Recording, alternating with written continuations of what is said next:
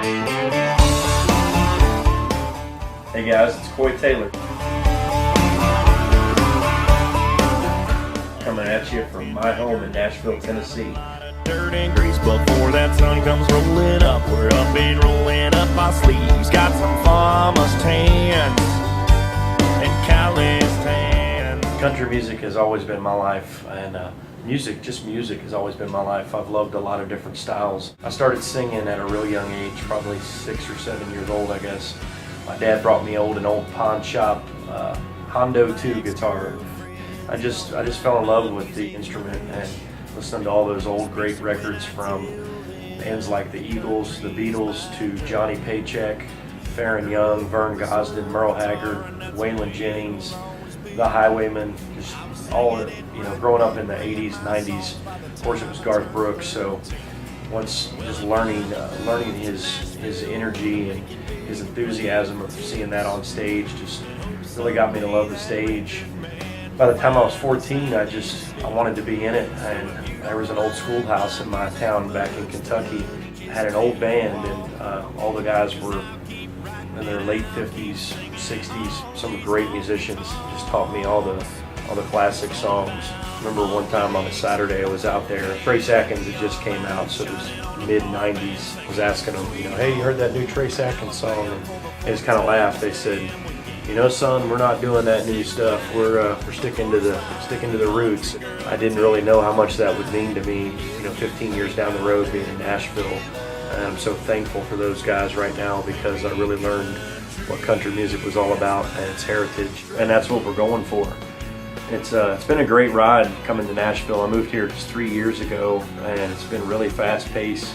It's an awesome town, great musicians, and everyone's been real inviting down here. Been very fortunate to work with some of my heroes, actually. Brady Seals from Little Texas. He actually has produced my first project. It's called Bigger Than Life. I'm very thankful for him for that. 2010, I got hooked up with Little Jimmy Dickens. Being a country music historian, kind of a history buff, was just, I can't even really explain how it felt to go in the studio and work with him. We re-recorded his classic song, Out Behind the Barn, from 1955.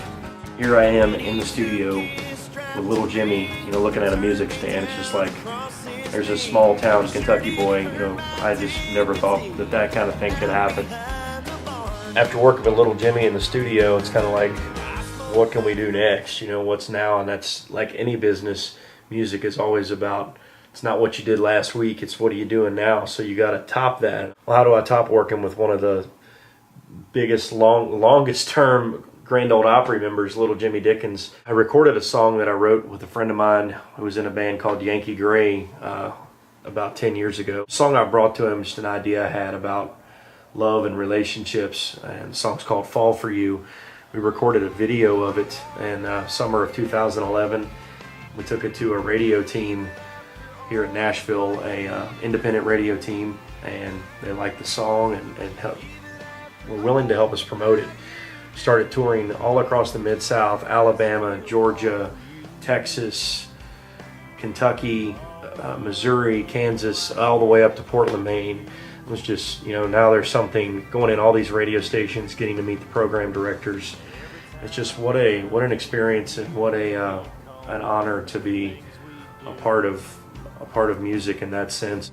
That's what it's about. It just charges me every day. I love it. My brand of music is kind of a rock and country. I grew up listening to all kinds of bands, from Three Dog Night, the Eagles, to Metallica, believe it or not, all the way to Johnny Cash. It's kind of why music is like clothing. It changes hands every 5 to 10 years because those artists grow up listening to that culture from their time period. My dad loved music, and there was always an old record, and then there was always something coming out on MTV or CMT, music that was influencing me. And we're kind of a driving edge rock and country, but we've still got a classic tone in our music. Never want to get away from that, because true country music is what we love.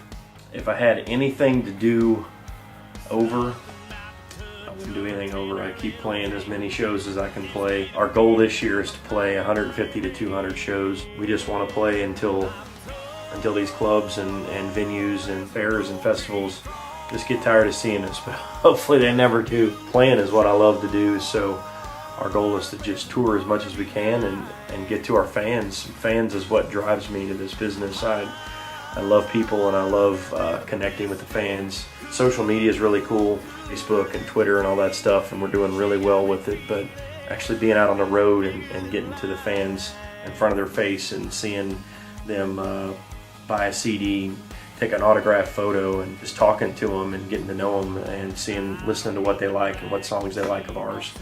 That's what's really cool. That's what drives us to keep us out on the road. We've been very fortunate. We signed a corporate sponsorship earlier this year with Firefly Sweet Tea Vodka. They're based out of Charleston, South Carolina. They're actually a vodka company that is based on tea leaves and wine. You can imagine that. It's really cool, and you should check them out. They're not only helping us tour, they're helping us with bringing product to our shows, merchandise, and helping support our shows via their social networks. And they've also got a Firefly bus that they keep their artists out in. It's really cool to be a part of that program and to kind of do a Firefly tour and hit a lot of their locations where they serve their products. It's been a lot of fun. We're looking forward to a long-term relationship with Firefly. 2012 is going to be our best year yet. We're making our introduction appearance at CMA Fest and doing a special showcase with Average Joe's Entertainment. It's going to be a long career because we're going hard. We're going to be playing as much as we can this year, and we're now working with a new booking agency, the Songwriters Agency. We're very excited about that. We're just excited about getting out to our fans and playing as much as we can. We're going to be in the studio bringing a new project and seeing you guys online via our social networks, Facebook, Twitter, and CoyTaylor.com. Thank you so much, and we hope to see you out on the road real soon.